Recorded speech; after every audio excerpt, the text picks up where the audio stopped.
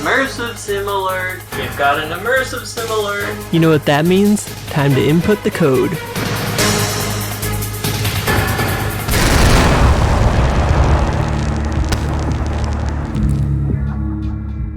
Well, I guess I kinda deserved that one. Or did I?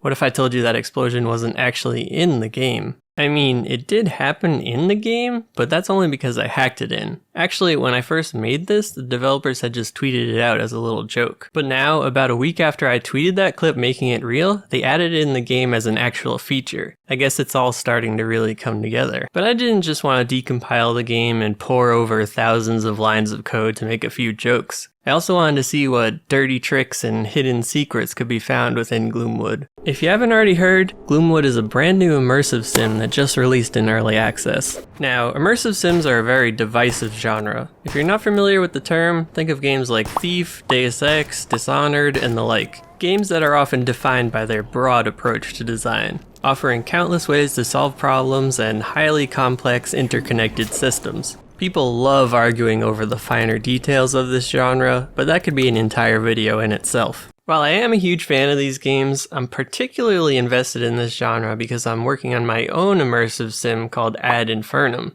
The core gameplay is classic survival horror mixed with more modernized immersive sim elements. Think a little bit like Prey, Alien Isolation, and Resident Evil all mashed up together. But I digress. Gloomwood is most definitely an immersive sim, and it's a pretty great one at that. While the early access only features 3 zones to explore, each one is quite large, crafted with care, and filled to the brim with little touches that add a lot of depth to the gameplay. So back to what I was saying earlier. With a game this complex, there has to be some interesting secrets hidden behind the scenes. And I'm not just talking about no clipping out of bounds, but also diving deep into the actual code of the project. So I decided to crack open the early access build and see if I could find what makes Gloomwood really tick. Which brings me to the first order of business. What's Gloomwood really hiding behind those walls? Well, it just so happens that there's actually quite a lot to find out there. Flying out of bounds is actually doable with in-game console commands. Compared to my previous videos where I had to inject my own camera code, this was a nice little time saver. Right off the bat, we can see that the main menu screen is just a pared down version of the first level, which makes sense. Why include all that extra stuff that's just beyond the camera's view? But what's even more interesting is that the original main menu for the demo still exists in the early access build.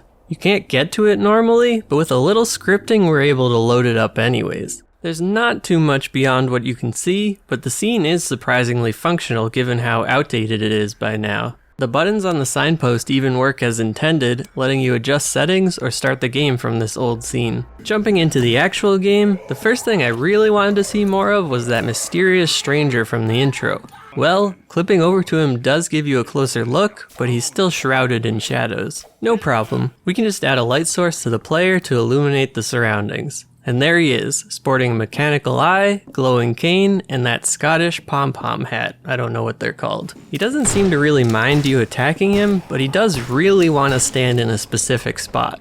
The weirdest interaction he has is when you shoot him with the revolver. He flies across the room at light speed, only to clip through some boards to walk back into place. I assume this is some sort of strange interaction between the bullet force and his physics object having basically no mass, but that's just a vague guess. Regardless, he seems to be completely unstoppable. After giving you the ring, he disappears, leaving behind a few magic sparkles. Flying outside the building, I noticed something odd off in the distance. There's a small lighthouse way outside the map sitting on top of a square of water. This lighthouse is placed behind the mountain so that the player would never actually be able to see it. However, there is the lighthouse beyond the cliffs that you can actually see in the game. I'm not entirely sure of the interaction here, but I think they could be using that distant lighthouse as a render target for the lighthouse that you can actually see. That is, they could have a camera pointed at the distant lighthouse object and render what that camera sees onto an object beyond the cliffs, which is what you can see in the level. Flying around the rest of the level shows us mostly what you'd expect. Some cliffs disappearing beyond sight, but basically everything else is completely reachable in the game. As for the ocean, it's just a huge plain, like most games. There's a wall that prevents you from swimming out of bounds, but it's surprisingly far out. Moving on to the second level, we can see a bit more stuff beyond the areas you can actually reach. like these deadly chasms that instantly kill you, even if you're currently no-clipping. There's also an outdoor pit section that looks pretty complex at first, but it's surprisingly simple in execution.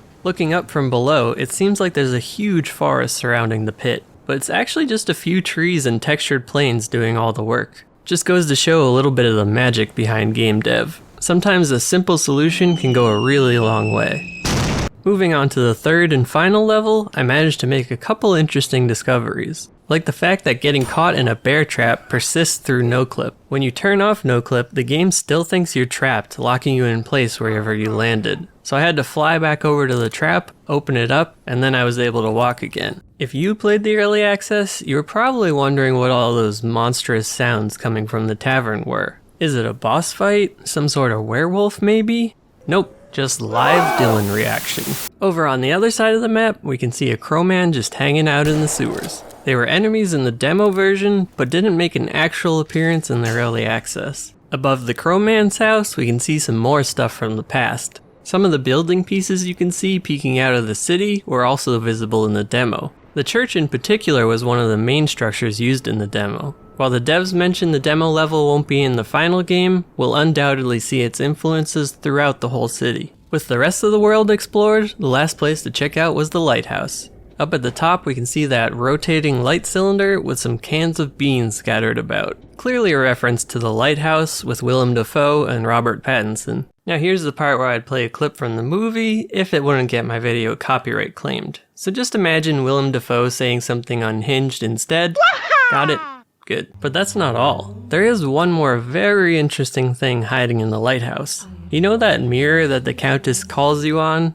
Well, it's not just playing a video. The Countess is actually sitting in a little room just below your feet, talking through a mirror like she's halfway across the city or something. Lots of games do this for screens where they want to show something happening, but want it to look better than just playing a video texture. I think Half-Life 2 is a great example of this exact method. Dr. Breen's scenes on video screens are actually done by having his model just sitting by a camera in a room outside the map. Knowing this, we can manipulate the scene to really change the context of this call.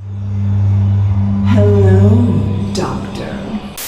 You know, maybe I won't be visiting the Countess anymore. I actually tried doing this with a crowman as well, but the crowmen are invisible to the mirror camera. I can fly down there and see him in the right place, but the mirror comes up empty. Probably because they aren't fully fledged NPCs just yet, so the camera isn't set to render them. Speaking of rendering, now that we've looked at everything the game has out of bounds, there's only one place left to go. That's right, it's time to crack open that code and dive as deep as we possibly can. Now, like my previous videos, I'm going to keep the code talk pretty brief so it should be understandable for anyone. Don't worry about having any prior game dev or programming experience. But I will say that I'm not here to impede the actual developers in any way. I'm going to do my best to only show what's interesting, but all of this is highly subject to change. I mean, it is early access after all. Don't think that anything I say here is set in stone, and definitely don't bother the devs about it. All this research is just for fun, nothing more. So without further ado, let's see what Gloomwood really has to hide. So you think you know how backstabs work in the game?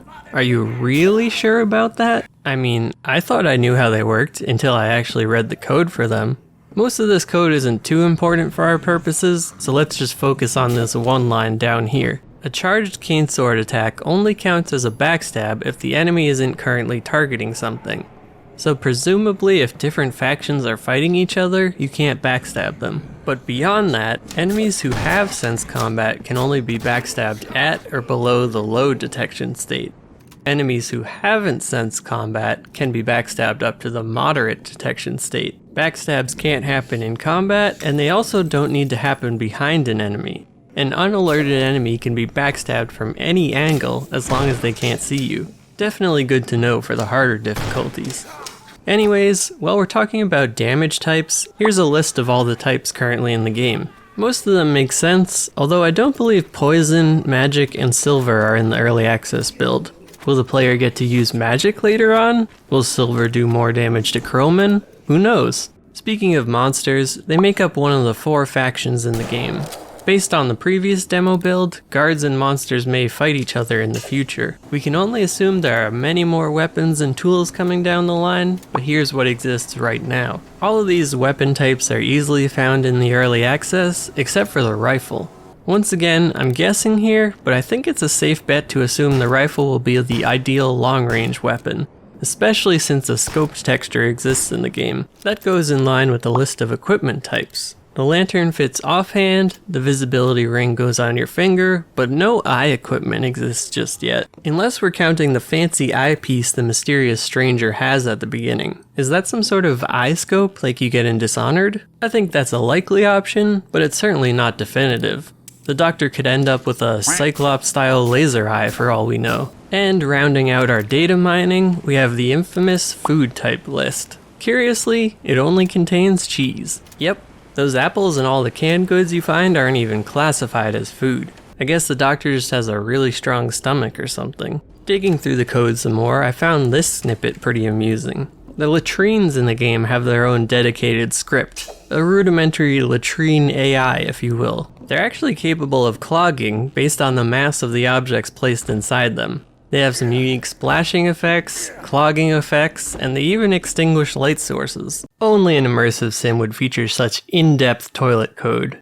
Truly the greatest genre. Shifting gears, let's take a look at Gloomwood's AI. Now let me tell you, I've looked at countless indie game projects like this, and Gloomwood has some of the most complex AI of any of them. Even beginning to explain it would start getting way too technical, so I'll just point out one piece I found pretty interesting.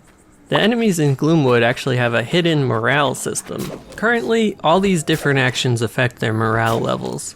While there aren't too many decisions they make based on morale right now, it does change how they taunt the player. In addition to the highly detailed AI, Gloomwood also features a very novel custom light mapping system. The ability to toggle lights on and off is a rare feature in games, because most lighting in games is just baked into the scene. Real-time lighting is many times more performance intensive than baked lighting. It's also hard to get those thief-like visuals without baked lighting. So the devs behind Gloomwood created a massive custom light mapping system, allowing them to effectively bake all lights, but still turn them on and off like you would with real-time lights. It's really a wonder that they managed to pull this off, so huge props to everyone who worked on it. Rounding out our look into the code, I noticed that a visibility meter exists in the game. So I jumped back into the project to try and get it displayed on the screen. After some fiddling, I got it showing alongside the health bar at the bottom of the screen. That number you see on the moon is your current visibility level. It mostly behaves like you'd expect. Standing in shadows reduces the number, while running increases it. But interestingly, I found that I had the same visibility whether I was sneak walking or crouching. I really expected that crouching would be the most sneaky state, but it's actually equal to walking slowly. I guess it makes it easier to hide behind things, but it doesn't seem to be much better for stealth beyond that. Just one of those little gameplay quirks you'd never know about otherwise. Anyways, for an indie game, Gloomwood's code is very heavily structured and pretty well designed. Game devs never get recognized for their good code, so I'm just gonna go ahead and say that Gloomwood has some very nice code. But the real joy of an immersive sim is having a completely different experience from everyone else.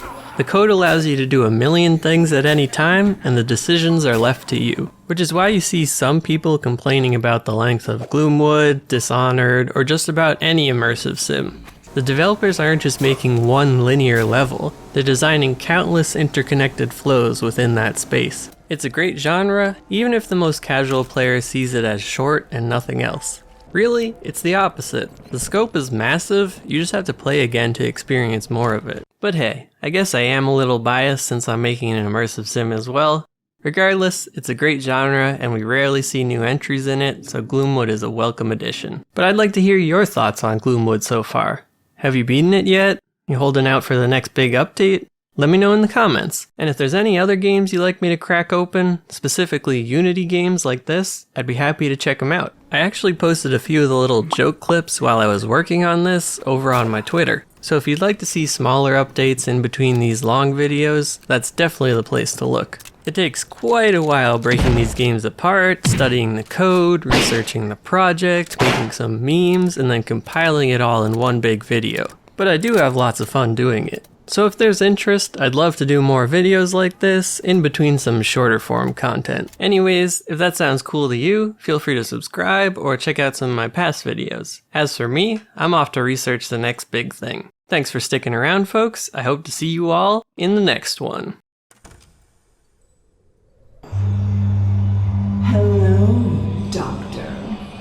I had hoped for us to meet at my estate. No matter. I can guarantee your safe arrival. A promise few others here can make.